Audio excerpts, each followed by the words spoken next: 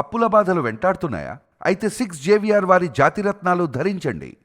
Hello అండి, అందరికీ నమస్కారం. నేను మీ కట్టా కార్తీక్. మనతో ఉన్నారు ప్రముఖ సామాజిక రాజకీయ విశ్లేషకులు చంద్ర శ్రీనివాస్ గారు. సార్ నమస్కారం. నమస్కారం అండి. సార్, ఇక దేశం మొత్తం కూడా ఆంధ్రప్రదేశ్ వైపు చూస్తున్న పరిస్థితి, ప్రత్యేకించి 18 నెలల పరిపాలన కాలంలో ఆంధ్రప్రదేశ్ డిప్యూటీ సీఎం హోదాలో 5 శాఖల మంత్రిగా పవన్ కళ్యాణ్ గారు ఆయన పనితీరు పట్ల ఈ సమాజం మొత్తం కూడా యాక్సెప్టెన్సీ చేస్తున్నటువంటి పనితీరు, అందులోనూ ఎక్కడో మారుమూల గ్రామానికి రోడ్లు వేపిస్తూ మారుమూల ప్రాంతాలను కూడా అభివృద్ధిలో తీసుకొస్తూ విద్యుత్ కనెక్షన్గా ఇన్ని సంవత్సరాలుగా సొంతం వచ్చినప్పుడు ఇన్ని సంవత్సరాలుగా కరెంటు కనెక్షన్ కూడా లేని ఊళ్ళ వరకు వెళ్ళి కరెంటు కనెక్షన్ కానీ రోడ్లు కానీ మౌలిక సదుపాయాలు కానీ తాగునీటి సౌకర్యాలు కానీ కల్పించేటువంటి ఆ పనితీరు, దాన్ని ఎలా చూడాల్సిన పరిస్థితి కనపడతా ఉంది. దేశవ్యాప్తంగా పవన్ కళ్యాణ్ గారికి వస్తున్నటువంటి ఇమేజ్ నేను వింటూ ఉన్నాను. గుంటూరులో దేశవ్యాప్త పంచాయతీరాజ్ దాని మీద ఒక సదస్సు జరగబోతుందంట. దేశవ్యాప్తంగా ఉన్నటువంటి పంచాయతీరాజ్ శాఖ మంత్రులంతా కూడా ఆంధ్రప్రదేశ్ వచ్చి పవన్ కళ్యాణ్ గారితో చర్చించబోతున్నారట. ఎలా చూడాలి? నిజంగా అండి, అంటే మనం ఆనాడు ఎన్టీ రామారావు గారు తెలుగువారి ఆత్మగౌరవం కోసం పార్టీ పెట్టారు. అవునా? ఢిల్లీ పెద్దలు కూడా దగ్గర ఇచ్చి ఆత్మాభిమానంతో పార్టీ పెట్టాడు. ఆడపిల్లలకు ఆస్తులు హక్కు కల్పించారు, మద్యపాన నిషేధం అన్నారు, తర్వాత కిలో రూపాయి బియ్యం, ఇవన్నీ కూడా సాంఘిక సంక్షేమ పథకాలు ఇప్పటికీ చెప్పుకుంటారు ఎన్టీ రామారావు గారు, స్వర్గీయ ఎన్టీ రామారావు గారు. ఆ తర్వాత మనం చూస్తే కనుక పవన్ కళ్యాణ్ ఈనాటి రాజకీయాల్లో ఆయన సక్సెస్ అయ్యే తీరు చూస్తే అద్భుతం, అమోఘం. ఎందుకంటే మీరు ఉన్నట్టు గిరిజన గ్రామాల్లో మనం చూస్తే కనుక ఉత్తరాంధ్రలో అనేక ప్రాంతాలు అరకు, పాడేరు ఇవన్నీ చూస్తే వైసీపీ యాక్చువల్గా అక్కడ గెలిచింది. ఎమ్మెల్యే వైసీపీ 100 కోట్లు ఖర్చు పెట్టి రోడ్లు వేశారు. 7 దశాబ్దాల్లో లేనిది రోడ్లు వేయించారు. ఎందుకంటే పంటిల్లో గర్భిణీ స్త్రీలు కూడా మోసుకెళ్లే పరిస్థితి నుంచి వాళ్ళకి రోడ్లు వేయించి మా దేవుడయ్యా, మా గిరిజన పుత్రుడయ్యా పవన్ కళ్యాణ్ గారు. వాళ్ళకి మామిడికాయలు పంపించారు, వాళ్ళకి చెప్పులు 3 జతల చెప్పులు, వాళ్ళకి రగ్గులు. ఎవరైనా మనం చూసాం సార్. వాళ్ళు ఓటు బ్యాంక్గా ఉపయోగించుకున్నారు తప్పితే వాళ్ళ యొక్క అడవుల్లో తయారైన ఉత్పత్తులకి ఇది కల్పించడం, మామూలు విషయం, మార్కెటింగ్ కల్పించడం, అది ఒకటి. మీరు అన్నట్టుగా పవన్ కళ్యాణ్ అనే ఒక వ్యక్తి ఎక్కడ రాజకీయాలకు సక్సెస్ కాని వ్యక్తి, సమాజాన్ని చూసి ప్రజల కోసం పరితపించే వ్యక్తి మనం చూసాం. మనం అనేక ఇంటర్వ్యూలు చేసాం, అందరికంటే ఎక్కువగా మనం చేసాం. పవన్ కళ్యాణ్ గారు రేపు రోజున రాజకీయాలు ఎలా శాసిస్తారో చూడమని, ఏది ఆయన గెలవక ముందే మనం చేసాం. ఈ రోజున అది కనపడుతుంది కదా. 100% స్ట్రైక్ రేట్తో అతను విమర్శించిన వాళ్ళ పరిస్థితి ఎక్కడున్నారు? ఆయన ఎక్కడున్నాడు? దేశ ప్రధాని మోదీ గారు పక్కనున్నాడు. హిందూ సనాతన సాంప్రదాయాన్ని ఎత్తుకొని 100 కోట్ల మంది హిందువులకు ప్రతినిధి కనపడుతున్నాడు. ఇప్పుడు ఎక్కడో ఒక మాట విన్నాను సార్ నేను, మన వెనకాల మాట్లాడుకునే వాళ్ళు వెనకనే ఉండిపోతారు, మనం ముందే ఉంటాం. అంతే కదా.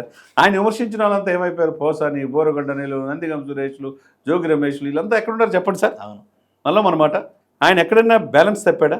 ఆయన వ్యక్తిగత విమర్శించారు, భార్యని, పిల్లల్ని ఎన్ని విమర్శించినా ఆయన ప్రజల కోసం పడ్డాడు సార్.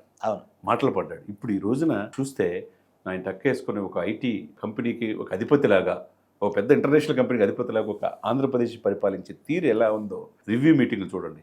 ఒకవైపు అల్లు ఫ్యామిలీ, మెగా ఫ్యామిలీ అంతా ఒక ఫంక్షన్కి, సిరీస్ ఫంక్షన్ హాజరైతే ఆయన ఒక్కడే హాజరుగాల. ఎందుకు? అక్కడ వర్షాలు వచ్చి ఇబ్బంది పడుతున్నాయని చెప్పేసి నిత్యం రివ్యూ మీటింగ్లు పెట్టాడు. ఒకవైపు ఉప్పాడ బీచ్ కాడి నుంచి, కాకినాడ కాడి నుంచి ప్రజల్ని అలర్ట్ చేసి ప్రాణాపాయం కలగకుండా చూశాడు. నిజం, మామూలు విషయం. పిఠాపురాన్ని ఆదర్శ నియోజకవర్గంగా తీర్చిదిద్దానని ఈరోజు 300 కోట్లతో అభివృద్ధి పనులు జరుగుతున్నాయి. వాళ్ళు కూడా కడుతున్నాడు ఉప్పాడ బీచ్ కాపాడటానికి. ఇంత మనం ఎవరైనా చూసాం సార్?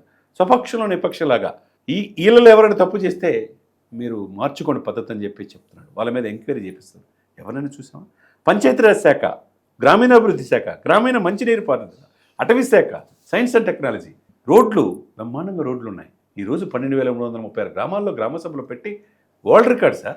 సమర్థవంతమైన ఆఫీసర్స్ పెట్టుకున్నాడు. ఇవన్నీ ఒక ఎత్తు అయితే లాస్ట్ 2-3 డేస్ చూస్తే మీరు చెప్పిన మన్యం స్వాతంత్ర తర్వాత మొదటిసారిగా అల్లూరు జిల్లా అనంతగిరి మండలం గూడెం గ్రామంలో విద్యుత్ వెలుగులంటే పాపం నిజమైన స్వాతంత్రం అంటే ఏంటంటే స్వాతంత్ర ఫలాలు అందరూ అనిపించాలా. 7 దశాబ్దాలైనా వాళ్ళ ఊరికి కరెంటే లేని గ్రామాల్లో కరెంట్ వేయించాడంటే ఆయన ఏమనుకోవాలి సార్? అతని ముందు చూపుకి అదొకటైతే, రెండోది కృష్ణానదిపై హై లెవెల్ వంతెనలు.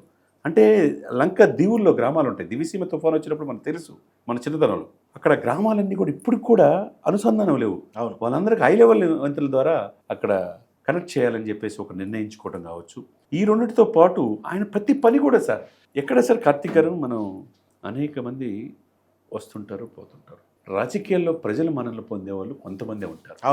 నేటి రాజకీయాల్లో యాజ్ అ డిప్యూటీ సీఎంగా ఆ పదవికి ఉన్న తీసుకొచ్చారు. గ్రామాల్లో రోడ్లు, మెరుగైన సదుపాయాలు, మౌలిక సదుపాయాలు ఉన్నాయి, నీటిపారుదల సదుపాయాలు ఉన్నాయి. ఎక్కడ కూడా భయం అనేది ఆయనకి లేదు. అవును. ఎందుకు లేదు? ప్రజల కోసమే మనం ఉన్నాం, ప్రజల కోసమే మనం పనిచేయాలి, ప్రమాణ స్వీకారం చేసిన అసెంబ్లీ దేవాలయంలో అడుగు పెట్టాలి అని చెప్పి ఆయన పరితపిస్తున్న తీరు నా భూతో నా భవిష్యత్తు. ఏమంటారు మీరు? ఖచ్చితంగా sir. Pawan Kalyan assembly gate కూడా తాకనివ్వను అన్నారు, కానీ వాళ్ళే గేట్ దగ్గర తాకకుండా వాళ్ళ గేటు దాటి వాళ్ళు బయటకు రాలేని పరిస్థితిలో ఉన్నారు సార్. పడ్డారు. Yes. అంతే కదా సార్. ఇవన్నీ ఏంటంటే సార్, దేవుడు చాలా గొప్పోడు, పవన్ కళ్యాణ్కి దైవబలం ఉంది. అయితే ఇంకోటి సార్, నిజానికి పవన్ కళ్యాణ్ గారికి పరిపాలన అనుభవం లేదు, అవును. రాజకీయ అనుభవం లేదు. నిజానికి ఆయన పార్టీ సరే ప్రజారాజ్యంలో నుంచే వచ్చినప్పటికీ కూడా, అప్పటి నుంచే రాజకీయాల్లో ఉన్నప్పటికీ కూడా రియల్ టైంలో పాలిటిక్స్ ఆయన సినిమా హీరోగా ఓకే, కానీ రాజకీయాల్లో పెద్ద అనుభవం లేదు. కానీ తన అనుభవం లేకపోయినా సరే నేర్చుకుంటూ నిరంతర విద్యార్థిగా ఉంటూ పనితీరులో ఇంత ప్రతిభని కనపరుస్తాన్ని ఎలా చూడాలి?